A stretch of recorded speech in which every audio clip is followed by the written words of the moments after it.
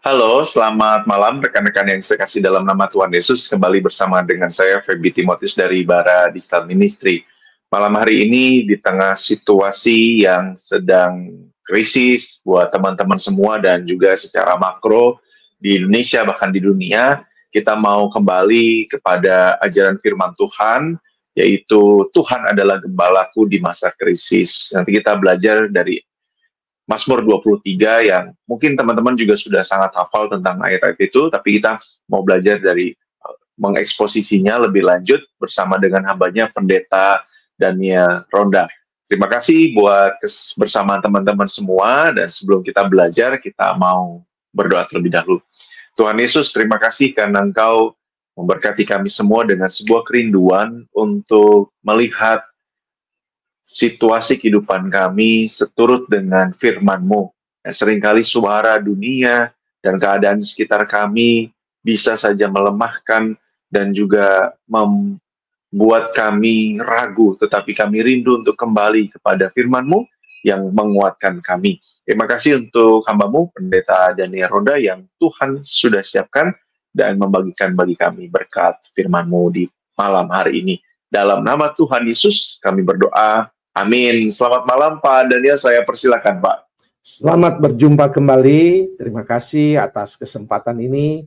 Senang boleh berjumpa penonton Bara Digital Ministry kembali dengan saya, Pendeta Daniel Ronda. Hari ini kita akan membahas tentang Tuhan adalah gembalaku di masa krisis, di mana kita akan mengeksposisi Mazmur 23. Banyak yang bertanya dan ada juga yang mendiskusikannya dengan saya, bagaimana kondisi bangsa kita.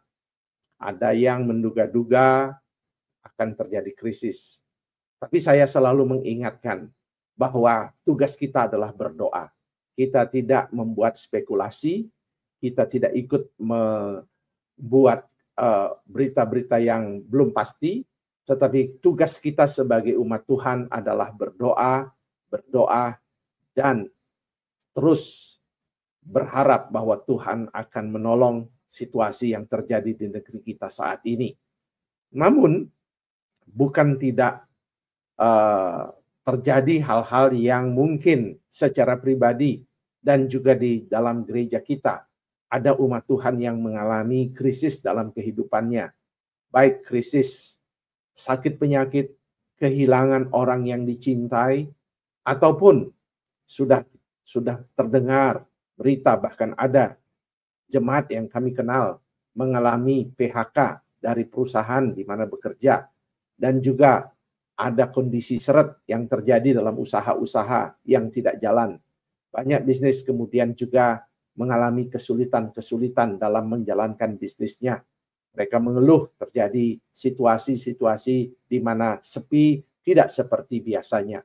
Begitu pula ada teman yang saya jumpa dari Bali kemarin, menceritakan dia terjun di dunia pariwisata, menceritakan bagaimana turis mulai sepi, dan seterusnya. Jadi ada situasi-situasi yang terjadi di dalam kehidupan pribadi-pribadi, kelompok-kelompok, perusahaan-perusahaan, usaha-usaha, dan kehidupan. Hari ini kita sebagai orang percaya mungkin mau tahu apa pesan Tuhan, apa tuntunan Tuhan. Saya ingin mengingatkan bahwa Tuhan tidak pernah menjanjikan tidak ada masalah. Kalau ada pengajaran-pengajaran yang mengatakan Tuhan akan mengambil semua masalah, orang percaya tidak akan melewati masalah, saya rasa itu pengajaran yang keliru. Karena hari ini kita mau belajar satu mazmur yang biasa kita dengar. Saking familiarnya, saking seringnya kita dengar, akhirnya banyak kali kata-kata yang indah dalam Mazmur 23 ini kehilangan keindahannya, kehilangan awe-nya, awesome-nya, kehilangan keajaibannya, karena sangat sering kita ucapkan, bahkan mungkin nyanyikan. Hari ini kita mau mengeksposisi Mazmur 23 sebagai doa, sebagai pujian, sebagai tuntunan ketika kita memasuki masa-masa yang sulit itu. Mari kita melihat Mazmur 23 ini, dan saya mengeksposisinya secara ayat demi ayat, namun tidak dengan dalam karena keterbatasan waktu kita. Namun saya mengajak kita membuka hati dan pikiran kita untuk melihat keindahan dan penyertaan Tuhan lewat Mazmur 23 ini. Dikatakan adalah Tuhan adalah gembalaku, takkan kekurangan aku. Nyanyian ini ditulis oleh Raja Daud, dan ketika dia menjadi raja, dia mengingat akan peristiwa dia menjadi gembala. Dan peristiwa momen di mana dia menjadi gembala dimaknai sekarang secara spiritual dalam perjalanannya sebagai seorang raja, di mana menghadapi begitu banyak tantangan dan kesulitan, dan hari ini dia melihat peran Tuhan adalah seperti pada waktu dia melihat dirinya sebagai gembala dan mengembalakan domba-domba waktu dia masih muda. Dan dia menceritakan bagaimana Tuhan adalah sekarang gembalanya. Nah, kalau kita melihat pemakaian kata Tuhan adalah gembala, Yehovah Roi, maka seorang rabi yang sangat terkenal memberikan penafsiran apa makna daripada Tuhan adalah gembalaku. Dalam rabi Yahudi ini mengingatkan bahwa ketika kita bicara Yehovah Roi, berbicara tentang seorang sahabat yang dapat dipercaya. Tuhan bagaikan pribadi, seorang sahabat yang dapat dipercaya. Itulah ekspresi yang juga pernah ditulis dalam nyanyian-nyanyian rohani, Kidung Jemaat, tentang Yesus kawan yang sejati. Memang dia adalah kawan yang sejati, sahabat yang pada saat-saat kita mengalami tantangan, krisis dan kehilangan, dia berjalan bersama kita. Jadi kita harus bersikap di dalam momen-momen ini, harus menjadikan diri kita sebagai domba, memiliki sifat domba untuk bisa menghayati akan Tuhan yang adalah gembala kita. Begitu ungkapan dari pengkhotbah terkenal Charles Spurgeon. Dikatakan begini, kita tidak akan bisa menjadikan Tuhan sebagai gembala kalau kita tidak memiliki sifat karakteristik domba itu. Artinya, kita menjadikan diri kita sebagai seorang domba yang menjadikan Tuhan kita adalah kawan yang dapat dipercaya, sahabat yang dapat dipercaya. Sehingga itu membawa kepada nyanyian berikutnya, takkan kekurangan aku. Dalam bahasa Inggrisnya disebut I shall not want. Itu memiliki makna yang dalam. Karena di situ ada unsur bahwa keinginanku, apa yang menjadi keinginanku, sudah tidak ada lagi. Karena aku percaya bahwa dia sanggup mempercukupkan segala kebutuhanku. Ketika kita bertanya kepada diri kita lewat pada momen-momen krisis ini, seharusnya kita berkata, sebenarnya apa sih kebutuhan kita? Sebenarnya apa sih keperluan kita? Maka biarkan Tuhan memperlihatkan kita dalam momen-momen tantangan-tantangan kehidupan. Bahwa sebenarnya dalam kehidupan kita tidak banyak yang kita butuhkan. Tidak banyak baju yang kita perlukan. Tidak banyak uang yang sebenarnya kita butuhkan. Dan itu sebabnya kita harus pada kesimpulan, kita mempercayakan semua kebutuhan kita kepada Tuhan. Sehingga I shall not want. Tuhan adalah gembalaku, takkan kekurangan aku. Memiliki makna yang indah. Tuhan yang dapat dipercayai. Dia tahu apa kebutuhanku. Dan dia pasti akan memberikannya kepadaku. Yang kedua, itu membawa kita kepada nyanyian yang berikutnya adalah dikatakan, ia membaringkan aku di padang yang berumput hijau, ia membimbing aku ke air yang tenang, tapi jangan diberhenti sampai di situ. Lalu di ayat 3 bagian A dikatakan, ia menyegarkan jiwaku. Mengapa saya harus menaruh kata ia menyegarkan jiwaku di dalam konteks kata padang yang berumput hijau dan air yang tenang? Karena Raja Daud ingin memaknainya secara rohani. Ini bukan soal tafsiran tentang makan jasmani, minum secara jasmani, tetapi ini berbicara tentang ia menyegarkan jiwaku. Teringat akan gambaran tentang bahwa ketika dalam momen-momen krisis ini, momen-momen tantangan ini, Maka seharusnya yang menjadi makanan kita, relasi kita adalah firman Tuhan dan air kehidupan itu, yaitu Yesus. Maka saya selalu mengajak saudara mengingat akan khotbah-khotbah hari Minggu dia di mimbar-mimbar yang mengajak saudara berdisiplin membaca Alkitab, yang mengajak saudara berelasi dengan Yesus. Ada orang bertanya, untuk apa saya harus membaca? Bukankah itu buku kuno? Saya selalu mengingatkan, ketika kita membaca dan ketika kita berelasi dengan Yesus dalam pujian dan doa, maka proses kehidupan yang terjadi atau peristiwa yang terjadi seperti krisis atau tantangan itu, saudara, akan kita mampu maknai dari sudut pandang perspektif firman Tuhan, terang Tuhan itu sendiri. Sehingga kita akhirnya bukan hanya bisa berdamai dengan diri kita dalam krisis, tapi juga menjadi suatu cahaya dan terang. Dan lalu membuat kita berkata, terima kasih Tuhan. Ternyata krisis ini telah membentukku menjadi lebih dekat, lebih kuat, lebih rukun dengan keluargaku, dan seterusnya. Itu kesaksian yang begitu banyak. Karena firman Tuhan membuat kita bukan hanya mampu menghadapinya, tetapi mampu memecahkan misteri-misteri krisis yang terjadi dalam hidup kita. Dan firman Tuhan akan menjadi satu rema atau satu kata-kata yang membuat kita lalu terbuka cara kita melihat semua pergumulan-pergumulan. Oleh sebab itu, ingat nyanyian ini. Ketika ia membaringkan aku kepada yang berumput hijau dan membawa aku ke air yang tenang, adalah undangan untuk menjadikan firman Tuhan dan relasi dengan Yesus sebagai bagian penting dalam proses-proses kita hadapi. Walaupun mungkin tidak harus melewati krisis, tetapi di momen krisis, itu momen yang paling juga penting. Lalu dikatakan lagi di dalam ayat yang berikutnya, ia menuntun aku di jalan yang benar oleh karena namanya. Ingat, Raja Daud pernah berperang, pernah dikejar-kejar oleh Saul, dan ketika dia lari dari kejaran Saul dan pasukannya, ia ingat bahwa dia tidak tahu jalan mana yang harus dia lewati, apakah ke kanan atau ke kiri ketika dia melewati ada jalan yang berpencar.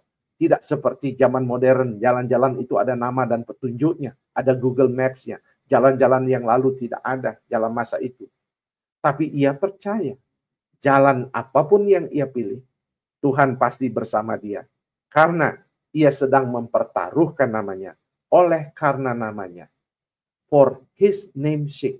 Ia sedang mempertaruhkan namanya. Ia sedang mempertaruhkan reputasinya. Oleh sebab itu, saudara-saudara, saya selalu terhibur dengan ini. Kadang-kadang kita tidak tahu mengapa kita harus menghadapi momen ini, momen kehilangan, momen sakit terminal atau kanker, momen di mana kita mengalami PHK, krisis, dan usaha kita akan melihat bahwa momen-momen seperti ini, kita akan melihat bahwa dia bersama. Di situ kita akan melihat bahwa ada yang disebut dalam bahasa terjemahan lamanya bayang-bayang maut. Jadi tempat itu sebenarnya berbahaya kalau dilewati. Tetapi Daud memaknainya sebagai perjalanan rohani. Sebagai walaupun ada risiko kematian, risiko hancur segala apa yang kita kerjakan dan miliki, kita tidak takut karena Tuhan bersama dengan kita. Jadi sekalipun dikatakan dalam lembah kekelaman, dalam bahasa modernnya atau bahasa lamanya, bayang-bayang maut itu. Nah, ini membawa kita kepada pengantar berikutnya. Dikatakan bahwa gadamu dan tongkatmu itulah yang menghibur aku. Itulah yang dalam bahasa TB2-nya, itulah yang meneguhkan aku. Banyak penafsir mengatakan gada dan tongkat itu adalah satu kata saja yang dipakai. Terlepas dari perbedaan-perbedaan pandangan itu, maka saya ingin mengatakan fungsi daripada gada dan tongkat itu adalah untuk melindungi, Sekalipun kadang-kadang dipakai juga untuk memukul domba-domba yang bandel. Namun semuanya itu dikatakan oleh Raja Daud sebagai satu penghiburan yang menguatkan. Ya, rasanya memang tidak mudah untuk memahami tongkat yang dipukulkan kepada domba atau dipukulkan kepada kita secara makna rohani menjadi penghiburan atau kegembiraan, tentu menjadi sebuah kesedihan. Namun saya ingin mengatakan kepada orang Kristen saat ini, bahwa perlindungan yang diberikan kepada orang percaya adalah lewat disiplin rohani.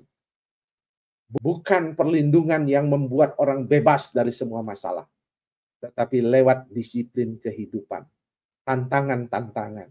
Krisis ini boleh jadi menjadi disiplin rohani kita untuk kita bangkit melihat makna kehidupan lebih kuat lagi. Lalu itu membawa kita kepada pemaknaan berikutnya. Engkau menyediakan hidangan bagiku di hadapan lawanku.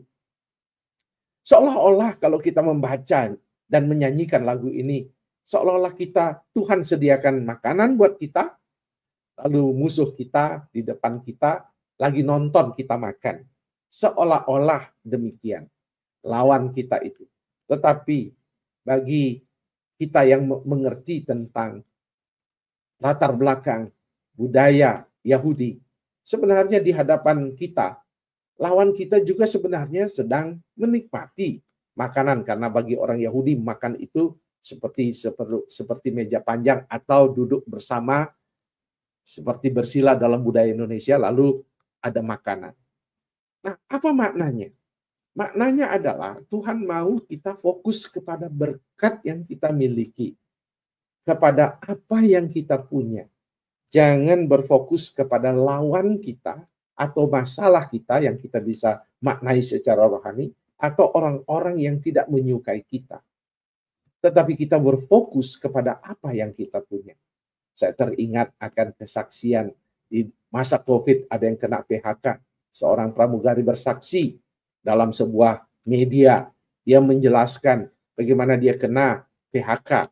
Tetapi Tuhan mengizinkan dia melihat ternyata ada kemampuan dia untuk menjadi seorang yang masaknya enak.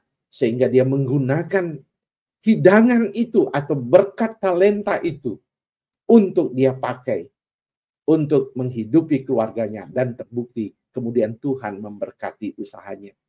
Jadi dalam masa kehilangan, dalam masa krisis, dalam masa tantangan-tantangan, mari kita lihat hidangan yang Tuhan siapkan. Selalu ada yang indah yang Tuhan siapkan. Dan tidak berfokus pada tantangan masalahnya, tetapi kepada berkat yang telah Tuhan siapkan. Jangan kehilangan fokus di masa krisis. Berita-berita besar, berita-berita menyedihkan mungkin ada di sekitar kita.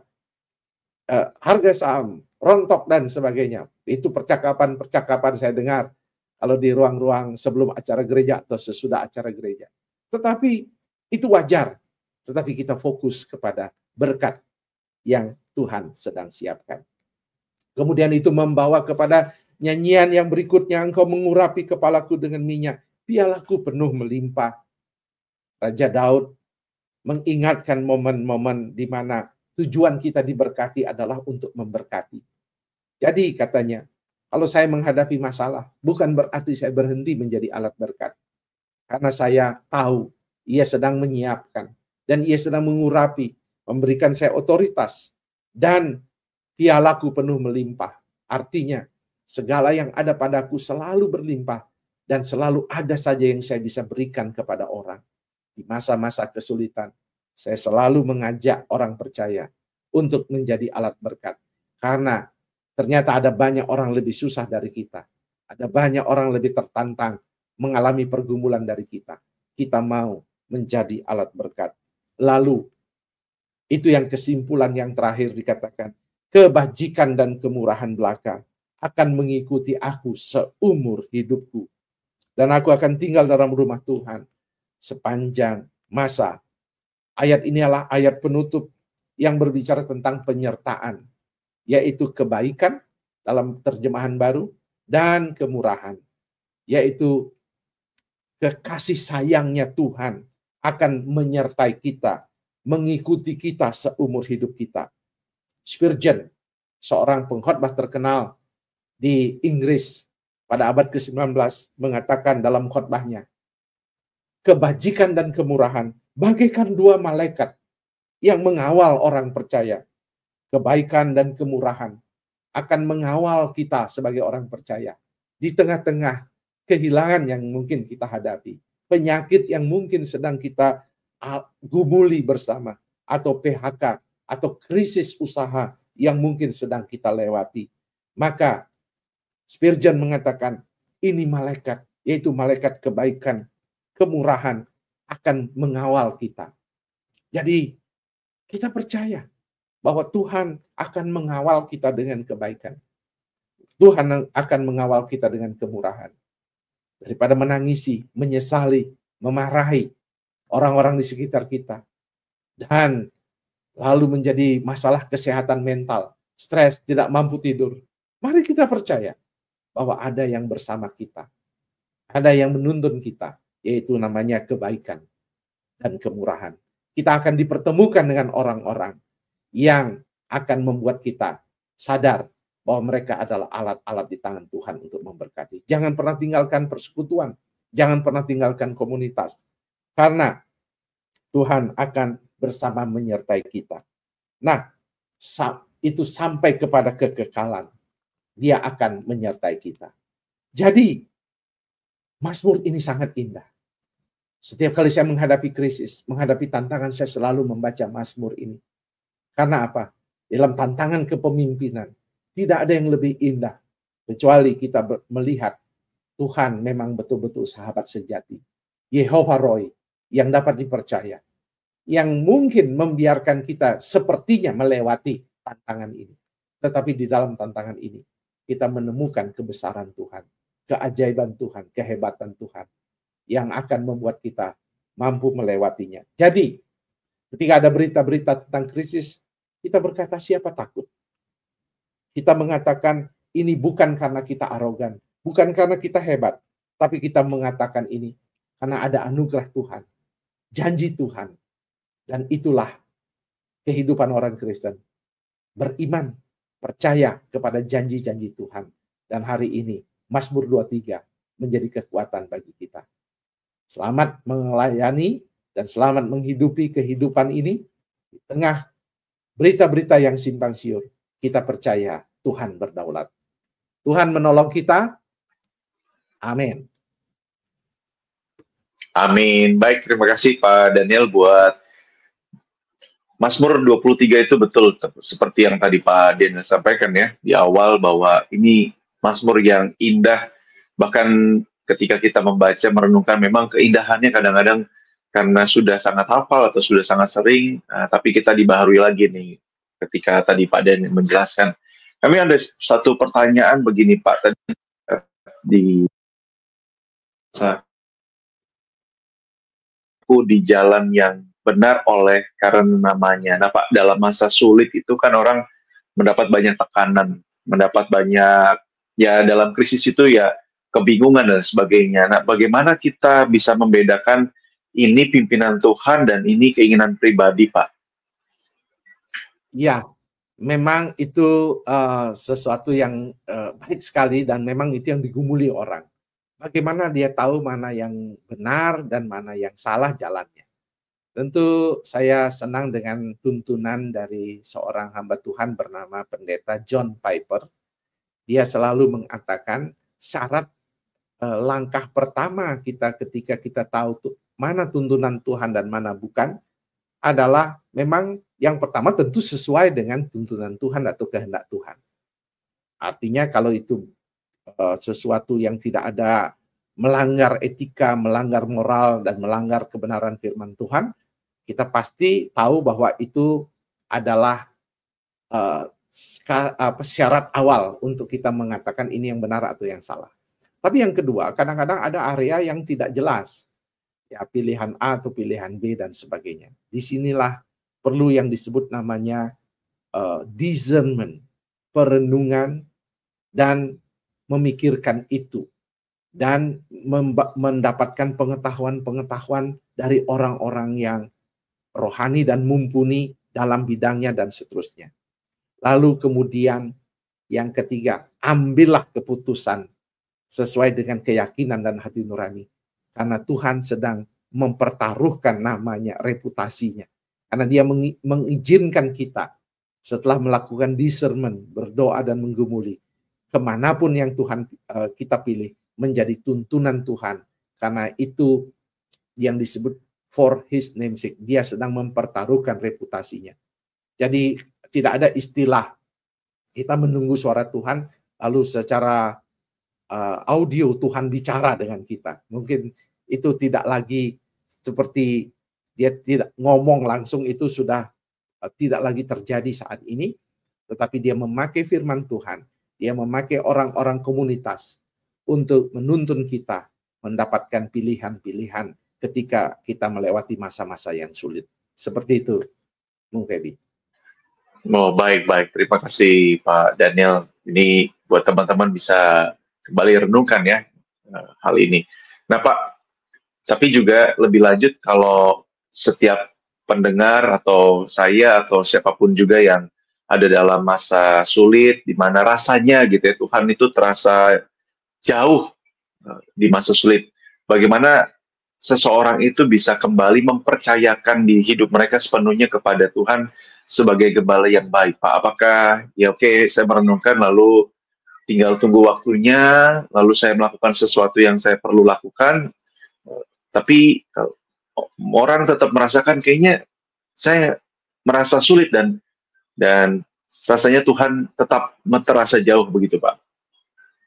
Memang kita diciptakan berbeda-beda dalam perjalanan kita sebagai orang percaya, maka spiritualitas itu adalah sesuatu yang kompleks karena mengandung unsur manusia itu bagaimana dia berespon terhadap peristiwa-peristiwa yang terjadi di dalam kehidupannya. Ada yang langsung pasrah, bahkan ada yang agak ekstrim menyalahkan diri, lalu mengatakan, Tuhan, dosa apa yang aku perbuat, gitu ya. Sehingga seolah-olah krisis yang terjadi karena kesalahan dirinya atau sudah buat salah dan sebagainya. Atau ada juga yang lebih ekstrim yang kanan, menyalahkan Tuhan, ngambek sama Tuhan, ya marah sama Tuhan dan seterusnya. Jadi momen-momen spiritualitas itu berbeda-beda. Tetapi saya selalu ingatkan, kita belajar seperti Ayub, Bung Febi. Jadi ketika kita menghadapi krisis, mari kita berdiam diri di hadapan Tuhan. Nah, itu penting. Memang dunia akan berkata-kata yang berbeda-beda. Ada Elifas yang menghakimi, ada berita-berita hoax yang disampaikan tentang kita, dan sebagainya. Tetapi marilah kita memilih teman yang tepat. Memilih teman komunitas. Jadi saya selalu katakan, dikala kita tidak bisa berdoa, dikala kita tidak mampu berdoa, berkomunitaslah. Lalu berdiskusilah, jujurlah dengan pergumulan dalam bentuk doa. Tidak semua terbuka ke semua jemaat, tetapi pergumulan kita patut kita sampaikan dalam bentuk doa. Dan biarkan Tuhan bekerja. Karena ada proses waktu yang terjadi. Saya selalu katakan bahwa setiap krisis yang terjadi akan ada proses waktu. Dan waktu itu tidak bisa kita lompati, tetapi kita lewati. Itulah yang saya ingin sampaikan. Jadi berjalan saja. Setia kepada disiplin dan taat kepadanya. Jangan mengobrak-abrik bangunan spiritualitas kita, mencari kambing hitam, tetapi kita tidak menyalahkan diri, tidak menganggap ini kutuk, tapi dalam anugerahnya kita mencari tuntunan Tuhan bagi kita. Tidak mudah, tetapi berdiam diri kalau kita jangan sampai kita marah dan mengutuki Tuhan, apalagi menghakimi dan lalu meninggalkan semua. Jadi saya rasa itu sikap yang keliru. Seperti itu, Bung. Baik, setuju, sangat setuju. Terima kasih, Pak. Jadi kata kuncinya adalah bagaimana tunduk, berdiam diri, lalu unik ya, setiap orang punya pengalaman-pengalaman spiritual yang berbeda dan unik buat tiap orang, tetapi yang sama adalah menjaga karakter untuk tetap di dalam Tuhan. Itu sesuatu yang memang sulit, tapi pada akhirnya kita diberkati dengan apa yang terjadi dalam pengalaman-pengalaman kita. Terima kasih Pak Daniel untuk luar biasa pengajaran firman Tuhan di malam hari ini dengan segala sesuatu yang sedang terjadi buat teman-teman semua di luar sana. Dan terima kasih untuk teman-teman yang sudah bersama-sama bergumul dan berjuang sebagai orang Kristen di tengah-tengah krisis. Saya persilakan kalau ada closing statement dari Pendeta Daniel dan juga menolong kita untuk dalam doa, Pak. Baik. Jadi kita memang mendengar banyak berita-berita yang kurang menyenangkan akhir-akhir ini. Tetapi itu adalah sesuatu yang seharusnya tidak menakutkan kita, tetapi seharusnya menjadi persiapan kita. Pertama lewat doa, tapi juga lewat kebenaran firman Tuhan yang kita belajar. Sesuatu pasti tidak terelakkan terjadi dalam diri kita, baik secara personal maupun secara komunitas ataupun secara bangsa. Tetapi kita punya Tuhan yang dapat dipercaya. Tuhan yang akan selalu menuntun kita dan menjadikan kita jauh lebih hebat, lebih dahsyat ketika kita mampu melewati masa-masa kekelaman itu. Tuhan kiranya menyertai saudara-saudara. Jangan hilangkan kekaguman saudara dengan Mazmur 23. Baca dia di masa-masa yang berat. Itulah ayat favorit saya, Alkitab favorit saya, dan saya berharap saudara juga mendapat kekuatan selalu di masa-masa di mana saudara menghadapi tantangan-tantangan kehidupan. Mari kita tunduk kepala, kita berdoa. Tuhan, kami berdoa untuk bangsa negara kami. Tuhan selamatkan, Tuhan tolong pemimpin-pemimpin bangsa kami, selamatkan negeri kami, dan Tuhan akan menghindarkan kami dari krisis atau mara bahaya. Secara khusus kami berdoa untuk anak-anak Tuhan yang kehilangan, yang mengalami sakit terminal, yang juga mengalami PHK, ataupun usaha-usaha yang mengalami kemunduran, bahkan tutup.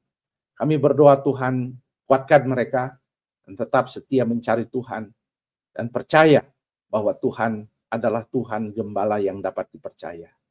Tuhan, ajarkan kami untuk mengimani akan hal ini. Berkati pelayanan Bara Digital Ministry, dan berkati kami semua. Demi Kristus Yesus kami berdoa. Haleluya. Amin. Tuhan memberkati. Amin.